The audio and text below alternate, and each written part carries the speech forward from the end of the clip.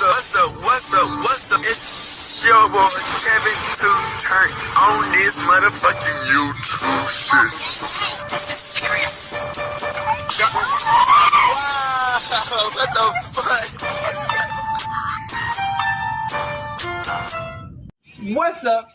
fuck? What's up?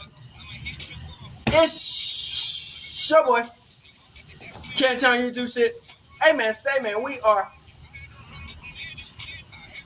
lit to team man. Turn. Motherfucker, day. Straight hood outside. Big crip in the gang. Straight hood outside shit, man. Free Palestine, free Congo. Russia, do your thing. And Texas, stand the fuck up. These days, and be a better version of yourself. Never let someone bring you down. All stay back. Never let someone tell you who you are. But also never put yourself in a position you don't belong. Let's stay humble. Let's go on revolution on this moment. Coming to this Black Hebrew Israelite. Hey man, we out here. Alright. Boom. Say, some motherfucker day. Straight hood outside. Big crip in it. Gang straight hood outside shit, man. Turn up. Oh, is it? Gang.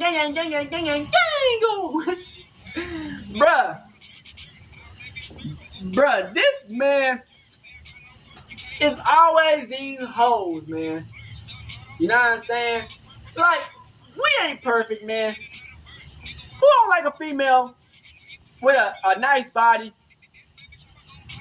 a cute kind of face, and, you know, who freaky?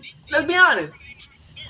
But at the same time, man, like, you falling for the white woman is insane, bro. Like, as a black man, we know that a lot of this shit, man, is meant to try to take us out. You know what I'm saying? And Shannon Sharpe, man, he's just the victim of what we've been saying, bro. You know what I'm saying? Shannon Sharpe thought it was sweet, man. He on the rise, and he fucked with the white hole. And the crazy thing is, man, he got a whole nother lawsuit outside of this. And so he settled this lawsuit with the female, but he got another lawsuit that we don't know what could happen since he settled. So we got the videos, man. It's gonna break it down. Make sure you like, subscribe, and let's get into it.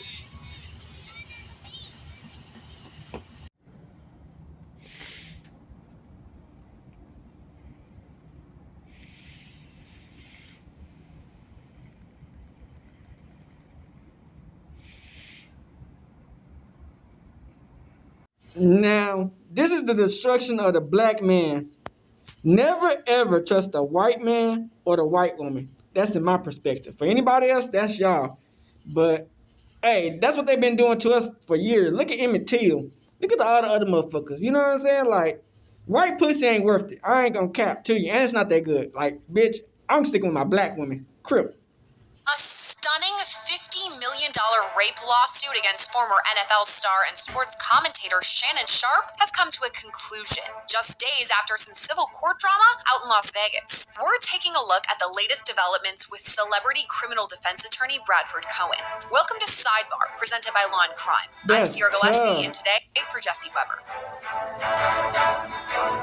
A bombshell announcement in the huge lawsuit filed by a Jane Doe against sports commentator and podcaster Shannon Sharpe.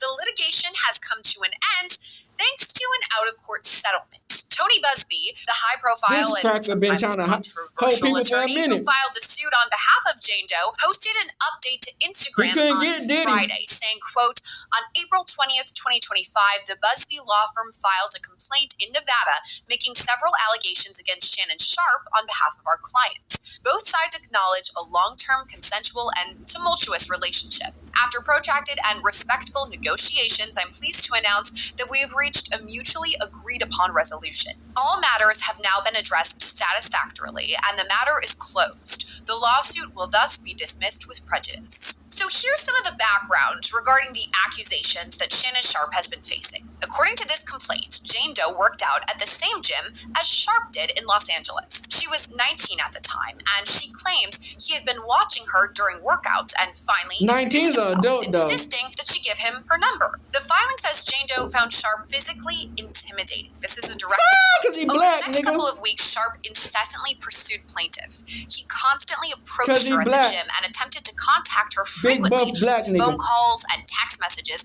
asking to meet up. unwilling to take no for an answer. Eventually, plaintiff gave in and agreed to meet with Sharpe outside of the gym. However, before doing so, Sharpe demanded that Doe sign a non-disclosure agreement, or NDA, something plaintiff found a bit concerning. She wondered why Sharpe was so insistent on her signing an NDA. She refused. Despite his repeated efforts to get her to sign, she refused time and again. Eventually, he dropped the issue and invited her to his house. Now, the lawsuit claims the relationship between Sharpe and Jane Doe, more than 30 years his junior, was consensual but rocky. She says Shannon Sharpe insisted they were exclusive, but then she says she caught him multiple times lying about his whereabouts and who he was seeing. According to the filing, by October 2024, Sharpe's behavior had grown progressively worse, beyond anything plaintiff had experienced with him before. At this point, he was insistent upon recording their sexual activities, sometimes without her knowledge. Sharpe was also sharing the videos with others without her permission or knowledge. Sharpe would repeatedly tell Doe that he wanted to do to her things that would make no other man want her.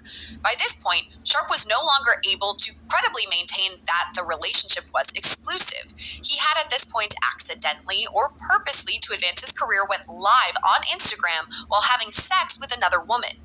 Sharpe flew into fits of anger when plaintiff noted his infidelity to their relationship or called him out about his extraneous activities. So she liked him. What had once been manipulation, control, and intimidation now became something far more dangerous and sinister. Sharpe even figured out how to get into Doe's apartment complex without her permission. Sharpe made it clear that what Doe wanted was of no moment, that Sharpe would get what he wanted when he wanted it. In October 2024, Shannon Sharpe violently sexually assaulted and anally raped plaintiff 2 different times in Las Vegas, Nevada, blatantly ignoring her requests for him to stop. He did it again in January. Really, nigga? Jane Doe had filed under 2 causes of action. Firstly, assault, sexual assault, battery, and sexual battery. And secondly, intentional infliction of emotional distress. Sharpe adamantly denied all allegations through his attorney, Lynn Davis, who called the lawsuit a classic definition of blackmail. But Sharpe did step away from his duties at ESPN while the litigation was ongoing. This is a law and crime alert. Did you know that on X, formerly Twitter, he said, quote, "I will be devoting this time to my family and responding and dealing with these false and disruptive allegations against me. I plan to return to ESPN at the start of the NFL preseason." The former NFL star also took to Instagram shortly after the lawsuit became public, posting a now deleted video where he said he was considering a lawsuit of his own. This is a shakedown. That video should actually be 10 We know minutes it's a shakedown, nigga, but you fell for it. You weren't home. Put the whole video out. I don't have it, or I will it myself. You know what happened, and you're trying to manipulate the media. The encounter in question took place during the day at her invitation, and now that appears to be a deliberate setup. What they're getting is sued for defamation and trying to take me down. My career is all about real talk and honesty. I know my family and fans know exactly what this is about, and I'm going to be out there telling you whatever I need to say, just like I always do. I love all you guys.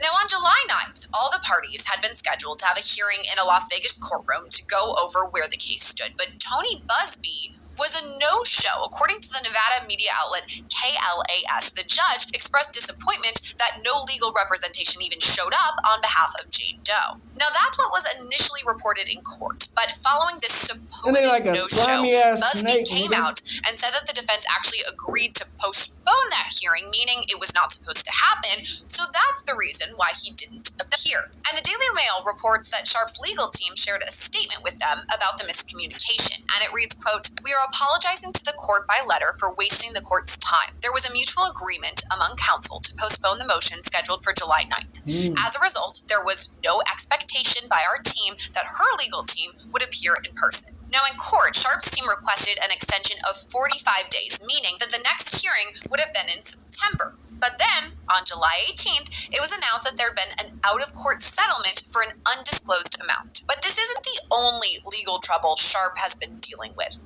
There is an ongoing lawsuit against him right now in New York, and it was filed back in 2023 by a woman named Michelle Evans.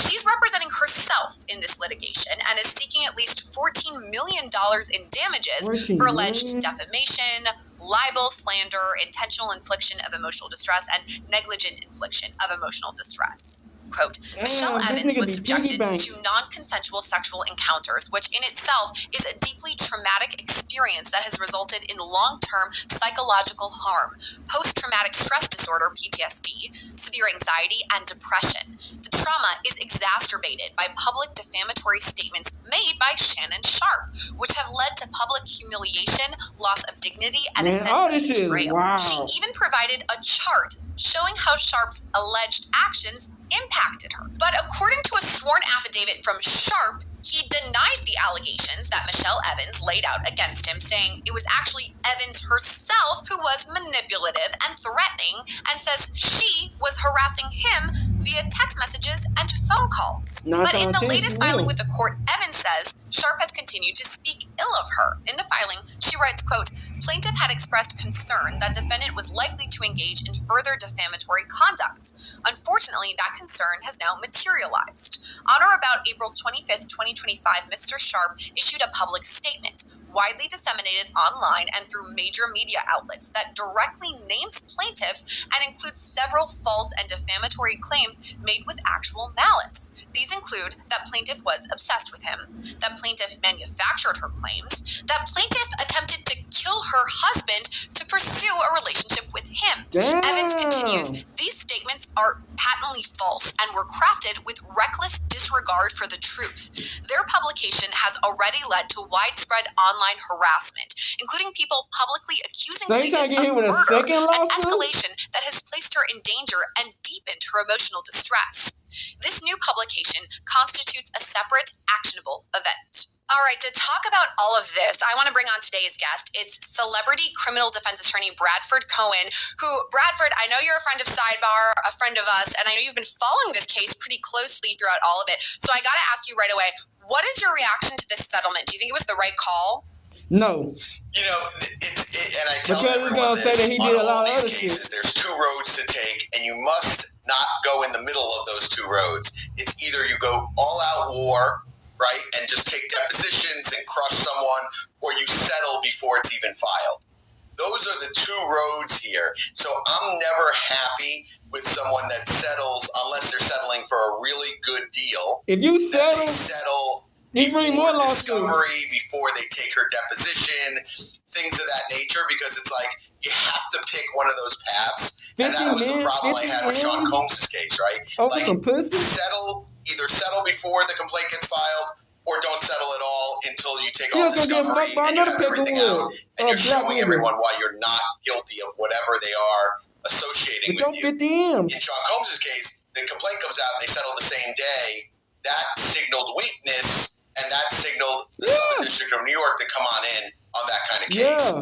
This case, from what I know about it, from the text that I've seen, from different kind of pieces of evidence that I've seen on the case, this kind of screams that the individual who was suing Shannon was a willing participant. Yes, he and was. All these things happened, and that's what the evidence shows to me.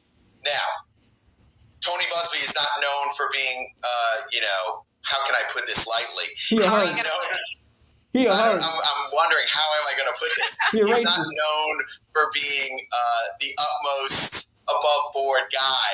I don't know how else to say it. But he's been caught in some issues in the past by the court, by defendants. Jay-Z's case got dismissed. These kind of things that are going on with the cases he handles are not always the best for your reputation.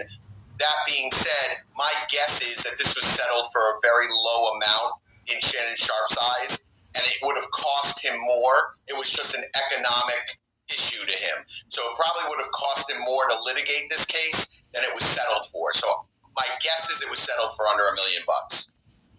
Okay, multiple things I want to touch on throughout that. First of all, Tony Busby, we have to touch on him, but before I move on, I want to go back to what you were talking about with P. Diddy. Of course, we're referring to the Cassie lawsuit. That was filed. Then a day later, as you said, there's suddenly the settlement. And then, of course, we know what happens after all of that. So with the Shannon Sharpe case, I'm wondering why there wouldn't have been the settlement prior to filing. Because, correct me if I'm wrong, but his side, his team, his attorneys should have known that this was coming before it was filed. Yeah, they always do. So Busby, generally, his playbook is he'll send a letter out saying all these wild accusations and all these things that he's going to put in a complaint. Sometimes he actually sends the complaint that he's going to file and says, you have 5 days to come up with $50 million or whatever his demand is. And generally at that point, everyone's like, oh, screw that. I'm not paying $50 million. Some pussy, some trash-ass white pussy. We're not pussy. settling for Some anywhere trailer near park there. trash pussy. Like I said, this is to me a nuisance value case. The value is in how much economically are you going to lose and how much economically are you going to pay a lawyer to defend the case and make sure your reputation is whole. So, looking at that, the case was worth somewhere between $1 million to $2 million, maybe $3 million. Ain't that bad. In talking about the hit to his reputation, yeah, that's not bad. and also how much he would pay a real law firm to handle that. $2-3 million? A real law firm on these type of bad. cases, and I say a real law firm, I don't want to insult anyone, but a real law firm is normally charging anywhere from $1,700, $1,800 an hour up to $2,200 an hour, and there's hundreds and hundreds of hours into cases like this. Yeah. So you can expect this case, if it was to go when you're a millionaire, to a trial, it's a $5 million case. So you start adding those numbers up and seeing economically where you would be to settle the matter. But when someone comes out and says, I want $50 million, it's such an outrageous amount that it takes that off the table. If Busby would have come with a more reasonable amount, and maybe he did, I don't know. All we know is the reports for $50 million. But if Busby came to the table and said, hey, listen, we're looking for $5 million, that probably would have been a different conversation, because a good lawyer would tell Shannon, hey, we understand this is a total BS case, and sometimes your ego gets in the way and different things happen. But this is strictly an economic, it's just a formula. And you have to think, am I going to lose a contract for $25 million if this comes out? Am I going to pay my lawyers $2 or $3 million? So what's that all worth to me? Okay, she's asking for $5 million. I'll offer $2 or $3 and get this thing taken care of. Yeah. And it really is. It's like a legalized extortion is what these cases come down to a lot of times. And it also discounts real victims. Because I know he got at least about $1 million out of it. The lawyers. Lessen anyone's accusations or how they feel. I know I get a lot of emails and texts like, oh, you're victim shaming and all these different things. It really does discount individuals who have been the subject of violent relationships, of violent sexual batteries. This bitch looked to dick. She like black niggas, big buff black niggas. So all those she got mad because he was cheating. That they're making accusations, and Busby is kind of responsible for that kind of wave. If we look at the cases he's had, he's kind of responsible for that wave of accusations where young ladies that are 22, 23, 24 that are dating a 45 or 50-year-old suddenly 2, 3, 4 months after the relationship is over and they're texting all kinds of crazy stuff and pictures and saying crazy things. They come to the table and they say, now I want to sue you because I felt like you were grooming me or whatever it is. And I think that discounts a lot of victims out there and a lot of victim stories. Okay, it's interesting to me because I'm drawing parallels between, for example, prior bad acts. If somebody's been accused of one thing and then we go to court, it isn't necessarily relevant here.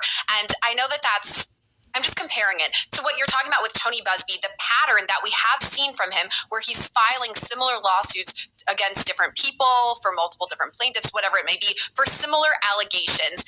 And he just keeps coming up over and over, whether we're talking Diddy, now we're talking Shannon Sharpe. So I guess I'm just wondering, what are your opinions on him? So I don't like to make fun or judge other lawyers. He's not for me. I don't know. I don't know. I grew up in an age where if you were a lawyer and you looked at other lawyers, you had Ben Brafman to look up to, Jerry Spence, who I don't even know if he's ever lost a case.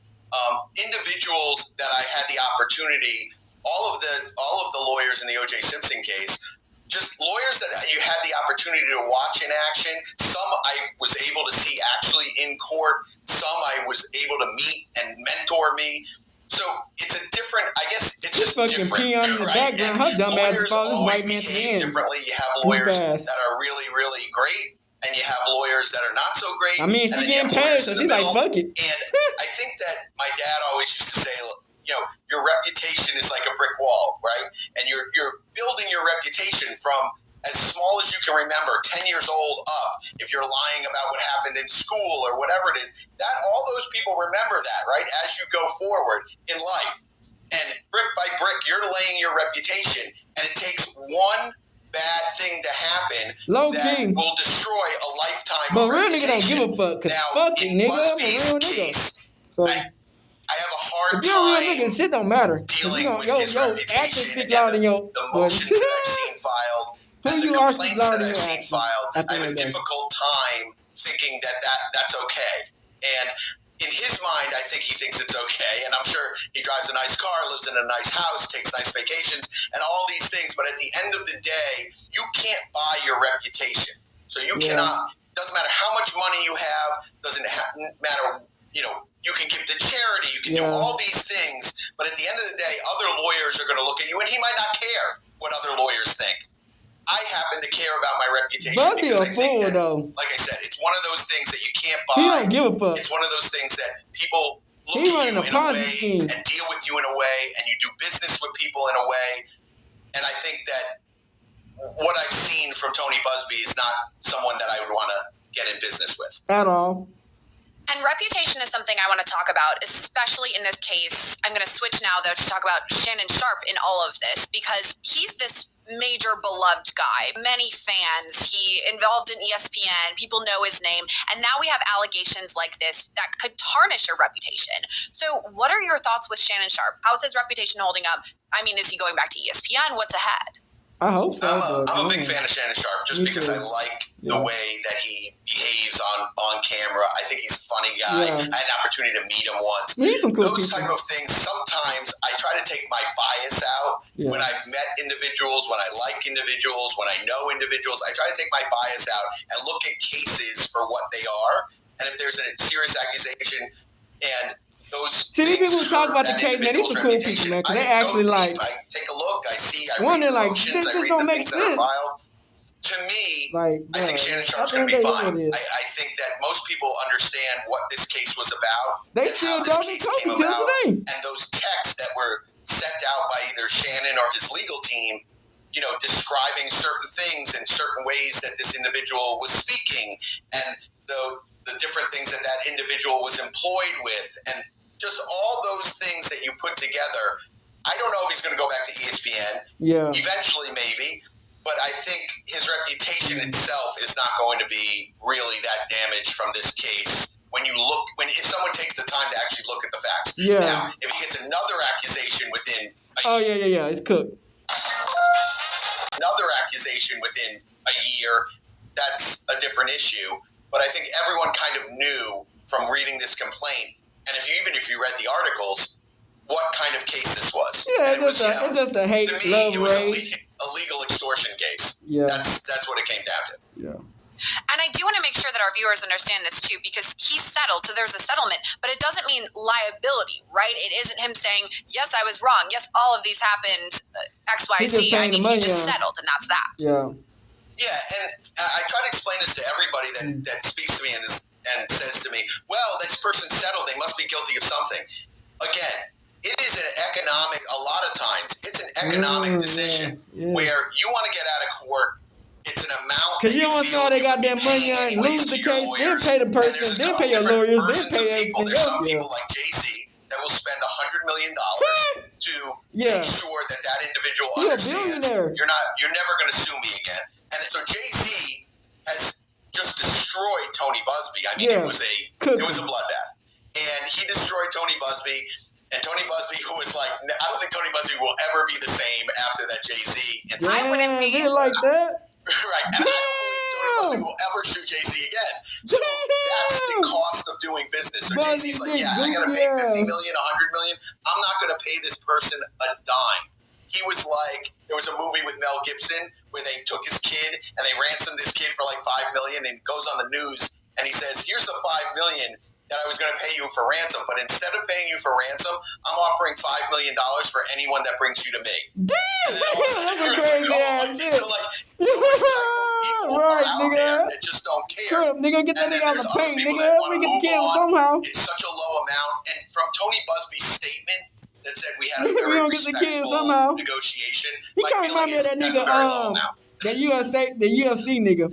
I do want to talk about other allegations too, because in this specific case with Jane Doe filing in April, now we're in July, it's a matter of months before we have a settlement. But then there's Michelle Evans, who also has a lawsuit, but this has been moving through the court system for years. So I'm wondering, do you think there could be a settlement in that case? So he got another lawsuit? Maybe. It just comes to, again, it comes down to the numbers. If someone is saying like, oh, I want $100 million, it's not worth it to me to settle. If someone has a number that is in mind, and I say this all the time, right when I became a lawyer, there was a case that I had. It was my personal case. Sharpe going through it.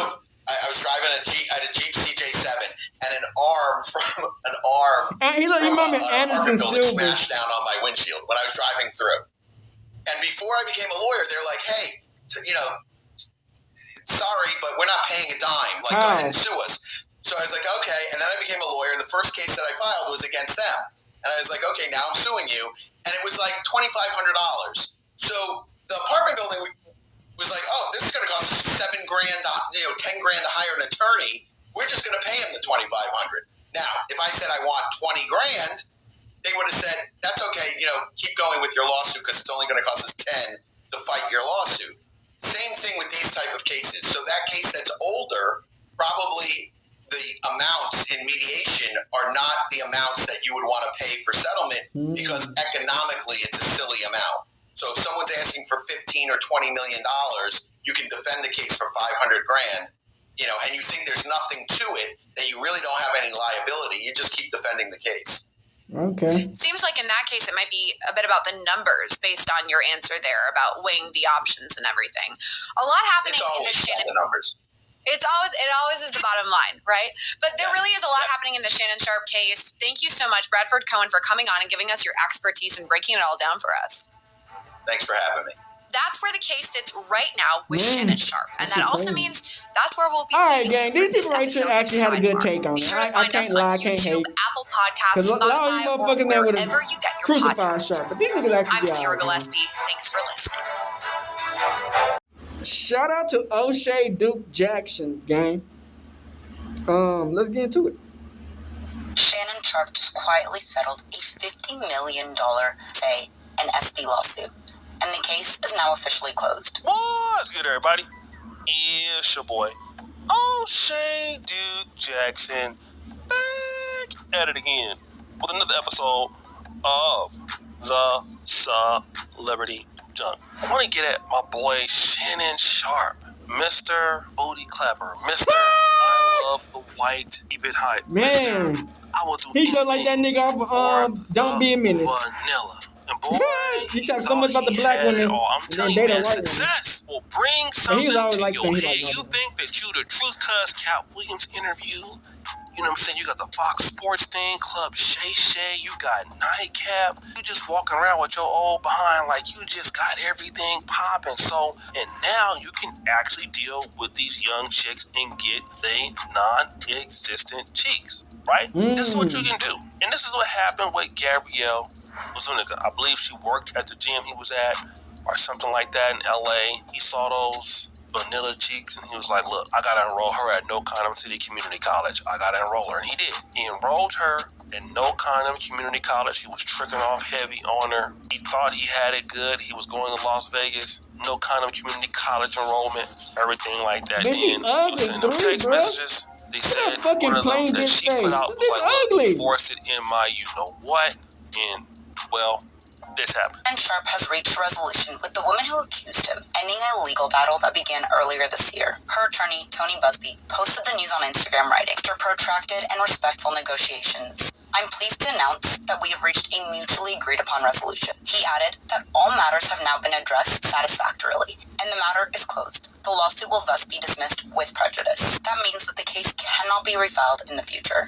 The terms of the settlement haven't been made public, and neither side has issued any further comment. Now it's resolved behind closed doors, with no trial, no public testimony, and no official findings. Oh yeah. Well, wait, hold on. Wait, there's more. What type of is this? So the 20-year-old old OnlyFriends model that hit Shannon Sharpe with a $50 million lawsuit says that she is now retiring from OnlyFriends after settling the lawsuit. I won 3, bitch. Exactly I'm gonna put my what ass this means. on camera now, bitch. I'm a millionaire. Let's take a look and see what she had to say. She Boy, says, today I've decided to retire from OF.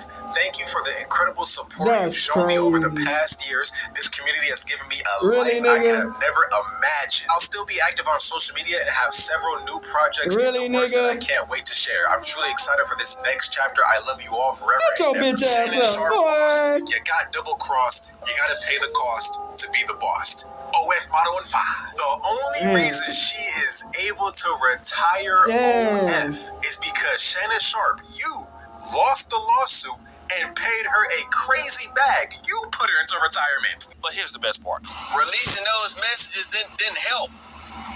If you knew this was going to be the outcome, you could have kept those. And you know, Shannon used to be good to give you a nice little sermon, nice little quote about life. But now, every time I hear one of these, the only thing that's going to pop up in my head is big gravy. And then I know the case got dismissed, but there was a settlement involved. The settlement must have been so good that this lady said, I am retiring. And he got another lawsuit. That's insane, bro. And I know this was a finesse play. And I know a lot of people going to want to, you know, throw all the blame on the woman trying to extort him and all this and all that. But then again, you got to understand. As a man, you got money, you got a reputation, you got all this good stuff going for you. You should never, ever allow yourself to be put in a situation like this. Because this costed him more than whatever the settlement was. Because he lost sponsorships. And he probably going to lose out on possible future sponsorships because of this. Over some damn baby green. Brothers. I want to talk about this. Shout out to the brother there, the last brother who was really building. Shout out to Project Keith on TikTok. Okay, shout out to that brother. Okay, let me just talk about this. Shannon, you the kind of dude that call yourself Unc. You be dropping all the game. You be telling everybody how it's supposed to be. What's happening here? What's happening there? And now what it looks like is that Unc is down bad. Like, number one, Unc trying to clap them hard in your life. This is the thing that kills me about Shannon Sharpe, because Shannon Sharpe, by his own admission, will tell you his talent wasn't what got him into the NFL. It was his hard work and his dedication that got him popping in the NFL. He was a wide receiver, undersized, and became a tight end. He was a 7th round pick. His brother Sterling was an excellent receiver. Sterling Sharpe was the truth. Anybody seen Sterling Sharpe play, remember in the 90s, Sterling was the truth. But Shannon had to switch positions. He wasn't like Sterling. I mean, he won Super Bowl, like Hall of both. Fame based on hard work, doing the right thing. Boom. When Shannon got the NFL, get into the sports world, commentate. We know what he did at Fox Sports 1. That's hard work, changing gears. Then we see him go over and do his own thing at Club Shay Shay. Then go over to ESPN. Now, this chick, when Shannon won the Super Bowl with the Baltimore Ravens in 2000, she wasn't even born. Imagine that. It's almost like getting knocked out by like a 13-year-old. Not saying that you can't get knocked out by a 13, okay? I mean, with that Glock, anybody get knocked out by a 13-year-old. Let's be honest. Situation where nigga hit you with that Glockiana, in a situation around somebody that's crazy like that, you can't get hurt. Shannon Sharpe got played by somebody that barely graduated high school. Now the chick is talking about she retired from OnlyFans. You saved abroad. That bitch, you saved generation. This bitch getting nutted on her face on camera. You done saved her from that. Come on, bro. Some bad things, some interesting things about black chicks. What are you doing? And you just went out like, man, I'm a white bitch. And the reason why you kissing these white women ass and got cooked by white women. The women. longer this draw was drawn out, the longer it was. He was not going to be able to recoup the bag. ESPN, brand deals, Club Shay Shay. Yeah, he had to close that bitch down. It was just best, man. Get it over with, learn from it, take a L. But it was a multi-million-dollar L.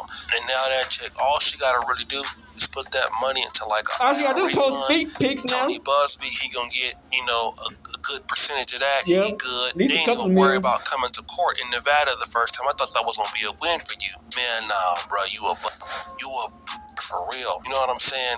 And you had to do it. Stop talking about our black women when these white women ringing y'all niggas' necks, nigga. And see, Stop kissing you white women asses, nigga. Fuck is y'all doing, nigga? You got your stuff popping, and fuck these white hoes, nigga. Really like you that? Kissing these white people None of asses, us they really cooking like your ass, that. nigga. See, you gotta go head on and indulge sometimes in self-clapalization. Some of y'all don't want to deal in the self-clapalization community, but if Shannon Sharpe would have been dealing with self-clapalization, he would have been all Get right. all your money out back to these white people. Because look at how he was these posting black the tapes women of the sex tapes suffering out here, bro. Instagram Live, trying come on, man.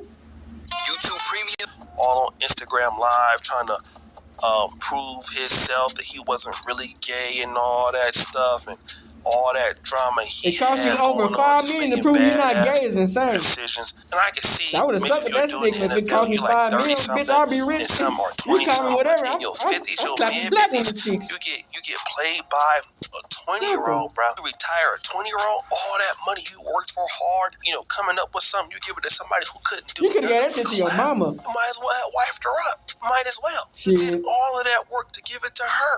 Now, who's to say you gonna ever come back like the dude you was before?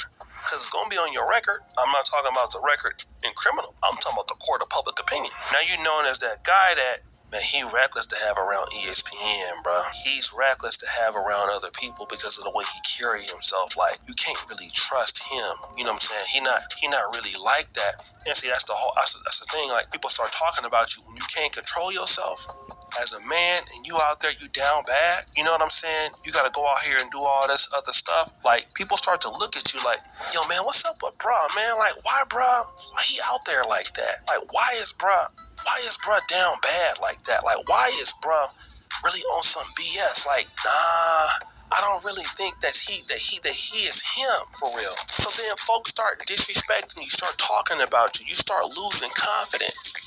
And then other brands, when you deal with brand deals, like Boost Mobile and things like that, it might take a while for them to kind of respond to it, but people start looking at you like, nah, I don't think so. I don't think I want to be associated with the brand. Now, don't get me wrong, it was better that he did pay it than to drag it on.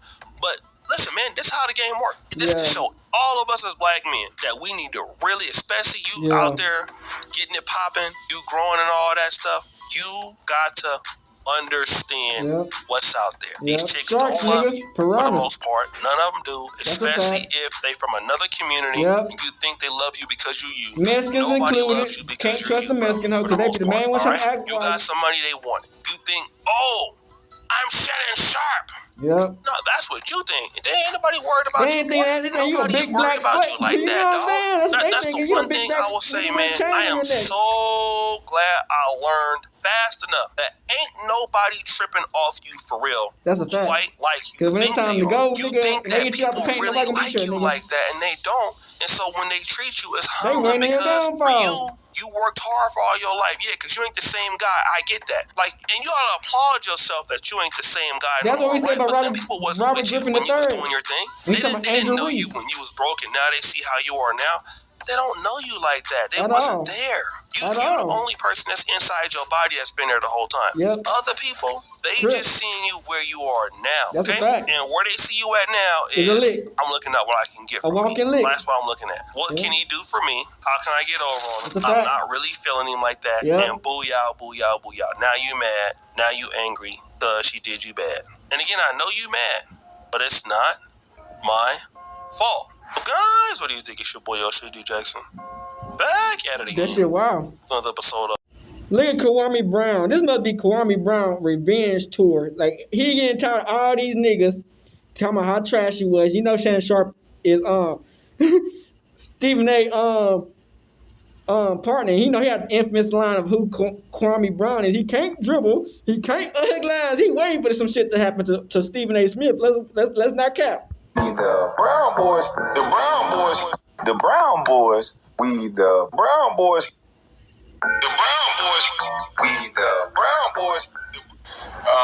Shannon Sharpe is in trouble still. I thought he was done. And I thought once he paid that money, he was done.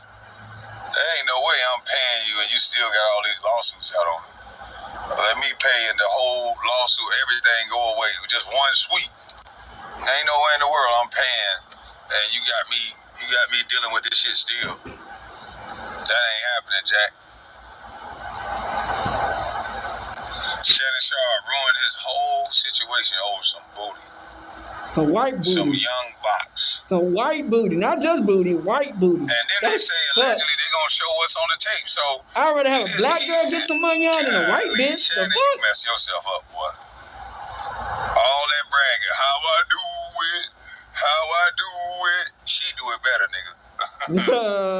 Everybody talking all this black power, black pride shit. Nobody don't want to hear that. Shannon Sharpe said, if you see me with a black girl, hold her because I'm holding her for the police. That's crazy. So, he did say that. Miss me with all that my brother shit. Shannon Sharpe a coon, man. Let's be honest. This nigga told me I'm a 7-foot farmer because I had an opinion on LeBron James. So I don't wish that on nobody. I told you on his revenge tour. So you a part of this whole go along, get along gang, and so they don't like when one of their own gets stumped.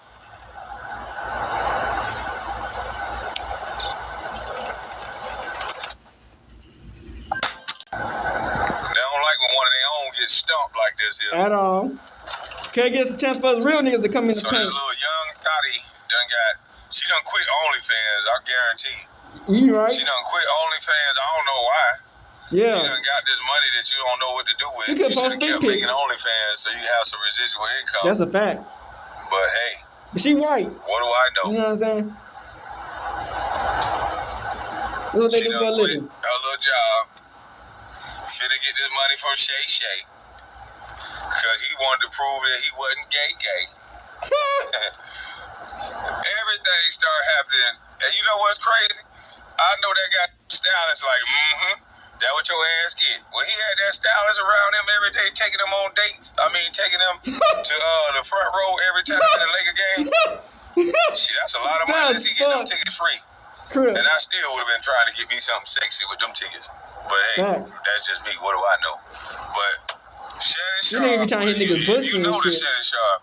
Ever since you got rid of your stylist, I forgot what his name is, but ever since you got rid of your stylist, it's been going downhill for you, that boy. Yeah, that might have been his gay good luck charm, glass. And you had to do with the little thing around his neck. That might have been his gay good luck charm. There looking like a good couple. Oh, Boo Thang. Yeah, when you was with Boo Thang, everything was straight. You were protected. You ain't have one scandal, one issue when you was with Boo Thang. That's his gay good luck charm. You went out here, tried to become an old ass player. Got cooked. And the shit ended bad. I'm talking about niggas can't be motherfucking the Playboy Bunny, nigga. It ended bad. It ended quick, too. Just bomb. Boy, you was on a meteoric rise. I'm talking about crazy. Everything you touched. ESPN, Shay, everything looking good. Nightcap. I'm talking about, boy. It probably was boring for him. You know I knew once you did that interview, I said, boy.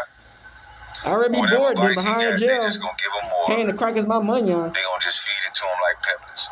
I knew it. And people tell on themselves all the time.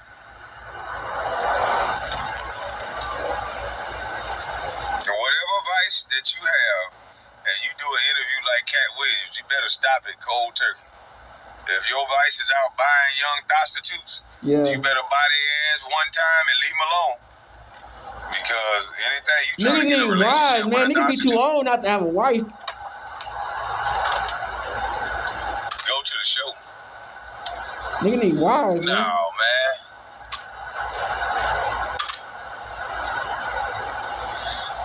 Get your wife. I'm out here busy, man. I'm out here playing Monopoly, man. They told me I'm a big kid and I need to grow up, and I told them no, because I'm still playing kid games. Now I'm playing Monopoly. I went from basketball to Monopoly. I don't want to play I don't want to have no real job. I'm going to play my whole life. Now I'm playing Monopoly and Cash Flow. I learned a game called Cash Flow. I won that game one time, and I think I'm going to win it in real life just like that. So I'm going to keep playing games and keep laughing and shit.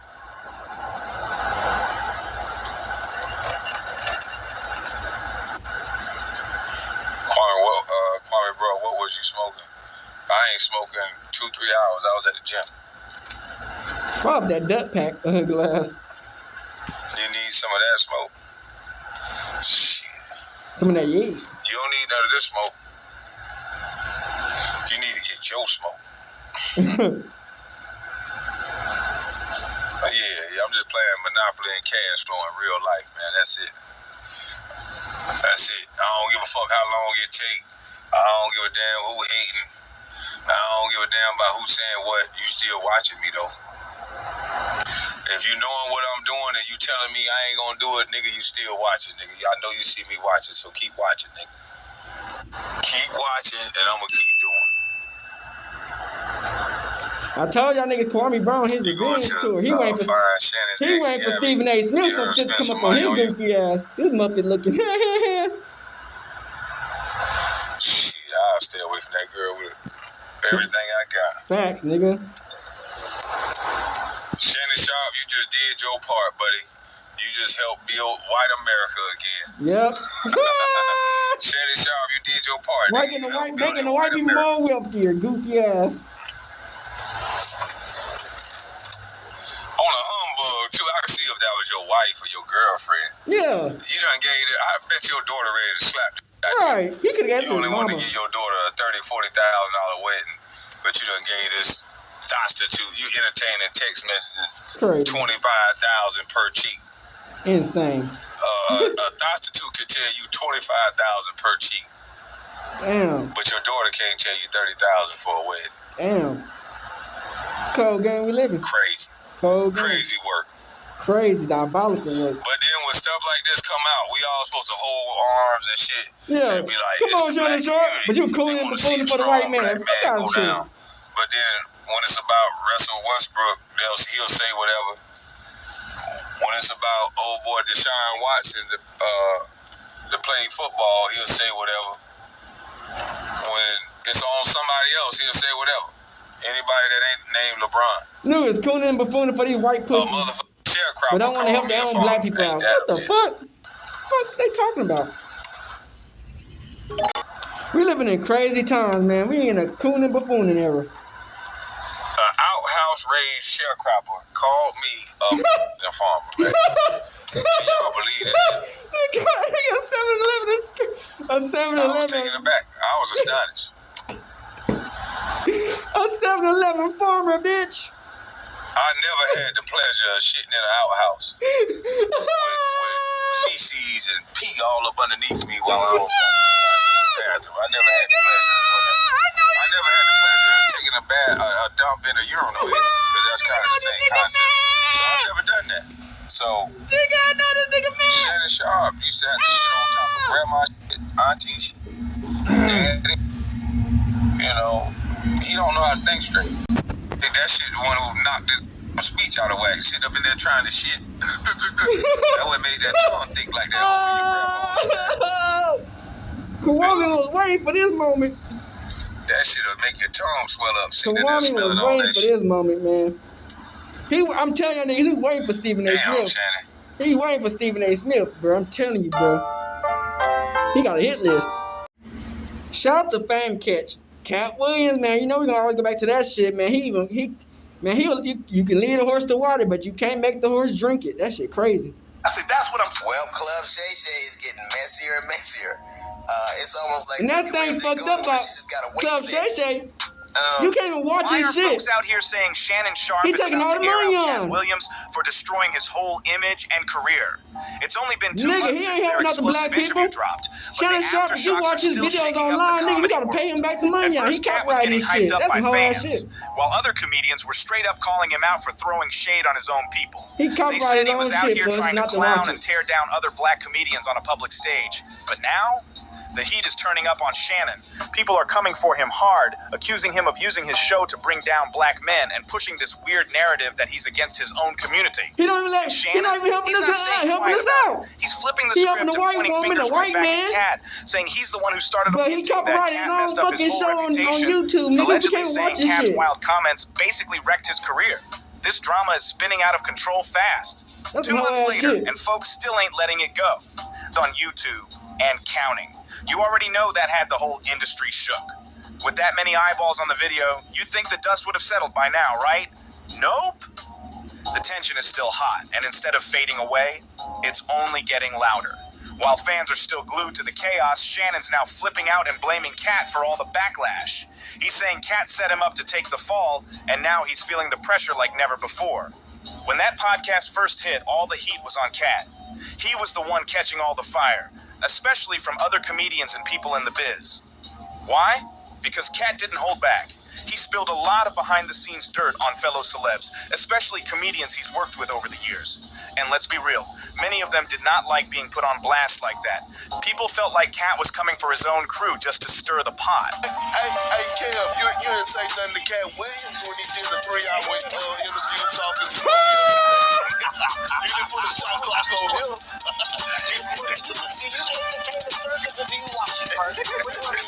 Some said he was salty because his own career hasn't exactly been smooth sailing lately. They saw his jabs as bitterness and jealousy, like he was trying to drag others just to make himself look better. One of the first names Cat took shots at? Cedric the Entertainer. Cat came in hard, claiming Cedric stole jokes from other comedians and tried to pass them off as his own. He even called him a fraud straight up, saying Cedric didn't write his own material and was relying on others to feed him jokes. Of course, Cedric wasn't going to sit back and let Cat Williams put him on blast without saying something. He fired back at Cat on Instagram, clapping with revisionist history. Regardless of whatever Cat's opinion is, my career can't be reduced to one joke Cat Williams claims is his. I've been in over 40 movies. My specials and brands speak volumes about who I am. He even reminded folks that he helped put Cat on back in the day, saying he gave him a slot at the Gibson Amphitheater. Then he added, all that tough talk is corny as fep. I'm a grown man. None of that stuff gonna go like you think it do. You and I got this over from every direction. Cedric wasn't the only one with something to say. Kevin Hart jumped into the mix too, dragging Cat on social media and calling him a straight-up clown who should be in a circus. Wild, right? Now, before people try to say Kevin came out of nowhere, it's important to know Cat fired first. He accused Kevin of being a fraud, straight up. Said Kevin was out here pretending to be ultra successful, when in reality it was all smoke and mirrors. Cat even called him an industry plan, saying the game had been rigged in Kevin's favor, while Cat got pushed out for keeping it real. And let's be honest, that beef between Cat and Kevin isn't anything new. They've been throwing jabs for years. It all started when Cat claimed the industry blackballed him for speaking truth and refusing to play along with the Hollywood machine. But Kevin didn't buy it. He went on The Breakfast Club and claimed the real reason Cat got pushed out was because of addiction issues and being impossible to work with. Kevin's exact words. If you put on a dress, so yeah, when Kevin clapped back again recently, calling Cat a clown, it wasn't just shade. It was payback. But what's really getting people talking now is how Shannon Sharpe stayed silent through all this mess. Cat was getting dragged hard by the comedians he name-dropped during that wild interview, and Shannon, he didn't lift a finger to defend him, not even once. Wait a minute. All he care about is the money on. Shay. I don't know what grown-ass man got a name named Shay, but I know this grown man is not mad at me. So many people talk crazy about you. They was on Saturday Night Live talking about you, imitating you, but now you want to fight me? Now, I'm not gonna lie, I did DM you to get on the show. But I DM'd you to get on the show because you brought my name up when you were sitting there with Cat. He was trying to get him to talk crazy about me, but he didn't. He just sat back, watched the drama unfold, and stayed out the way. And now, tables have definitely turned. Like Beyonce said, what goes around comes back around. Now the streets are talking, and the same people who had all that heat for Cat are allegedly turning it on Shannon. It's like the roles have flipped, and Shannon's suddenly fighting for his own image, getting dragged in every direction by comedians and fans who think he set Cat up and started unnecessary beef. And guess what? Shannon's not winning that fight. Folks are not letting him breathe. The criticism is pouring in heavy, especially after his recent interview with Monique, where she didn't hold back either. She threw big shade at Tyler Perry, Oprah, and even called out her own son on air. That interview sparked another firestorm, and now Shannon's catching all kinds of heat from every side. So while Cat took all the smoke at first, now Shannon's the one getting roasted. And from the looks of it, this war of words is far from over. This is where things started getting real shady, because folks began accusing Shannon of turning his platform into a drama trap. People felt like the whole point of his show was to invite comedians on just so they could take shots at other comedians, especially when the people being dragged weren't even there to speak up for themselves. And when Dave Chappelle stepped in, that's when things really blew up. He didn't hold back one bit. Dave said, "Now what part of the game is this?" He ain't calling out none of these white boys. At all. None of them function like that. None of them. Cat is one of the best painters in the game. So why are you trying ugly pictures of us? That is crazy, though. Ain't none of white people. I'm a hurt person that never hurt true. people. He does it all the time. Dave was There's a lot of white people who got their hand in the pot. Saying Cat was out here trying to ruin the bags of his fellow black men. He said, if I told my story, it would break your heart. I lost everything and never ever told on anybody. And he's acting like the arbiter of truth. Then he dropped another bomb. Cat, listen, I F with Cat hard, but DeRay, tell me what part of the game F's up another ninja's paper? What part of the game is telling on another ninja? If y'all tune in before for the white man, Shay is getting messier and it is messier. what it is. It's almost like Wendy Williams didn't go anywhere. She just got a wave set. And so Monique was on. Every time I see Monique these days, she's on doing some greasy ass video with her and her daddy complaining about something or working out. I don't know nobody that work out that much and gain weight unless every crunch you do got capped in the front of them. That's fucked. Apparently she goes on Club Shay and tells the story about how she came on my radio show and I wasn't there at the time. Niggas, I don't know anybody who worked out and still gains weight is insane. Suddenly the spotlight wasn't just on Cat anymore, it was on Shannon. People started looking at him sideways, like, why was he giving guests a platform to air out other comedians without giving the other side a voice? It started to feel like Shannon was purposely stirring the pot just to rack up those views, and it worked. His interviews with Kat and Monique, easily the most viral content he's ever had. Numbers don't lie, and drama definitely sells. So folks started to wonder, was this whole thing just a strategy? Invite the most outspoken guests, let them speak recklessly, and watch the numbers climb? If that was the game plan, it played out perfectly. Because like it or not, people love mess, and this was pure entertainment. Still, not everyone was feeling it. D.L. Hewley called Shannon out directly, accusing him of being messy and letting his guests push false stories without checking any facts. Other comedians were echoing the same thing, saying Shannon was helping fan the flames while keeping his own hands clean. But it didn't stop there. Okay. Now, second of all, talking about pulling up on me. You're going to be an all-star. I'm going to be at the all-star in my hometown. And I'm going to see you. All right? I'm going to see you, brother. And I'm just letting you know, I don't be doing no fighting lately. You got a bone to pick. I don't do no fighting. So, you know, it's only one other option. If you don't fight, you do blank. Things got even messier when Mike Epps came for Shannon during one of his live comedy sets. Mike shaded Shannon hard, saying Shannon had been begging him to come on Club Shay Shay, but then he threw in a wild jab, claiming he turned it down because he suspected Shannon might be on the down low and didn't want any weird vibes. Now you know Shannon wasn't about to let that slide. He clapped back fast, accusing Mike of using his name for clout and denying everything. Shannon said he never slid into Mike's DMS and never begged him to be on the show. In fact, Shannon turned it all the way around and claimed it was actually Mike who had been thirsty to get on his show. Then the plot twisted even more because Mike Epps went live and admitted he lied. He confessed he made up the whole thing about Shannon begging him and that he was actually the one who reached out, first trying to get on Club Shay Shay. But it didn't stop there.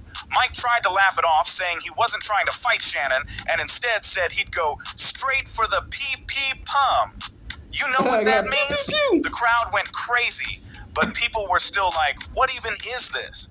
So yeah, what started as a serious sit-down interview with Cat Williams has turned into a full-on circus. And at the center of it all, Shannon Sharpe, fighting off shots from every direction. So when Shannon caught wind of that slick talk, he wasn't having none of it. He hopped back online and clapped back at Mike Epps, calling him out for being jealous and pressed. Straight up said Mike was acting envious, like he wanted his spot.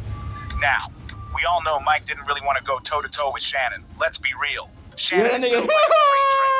Former NFL strong. That nigga big as hell, nigga. He hit you with a punch, nigga. So, of course, Mike folded. He might break your jaw, but things went left when May and Cameron decided to chime in, clowning Shannon for being ready to scrap like he was still in high school.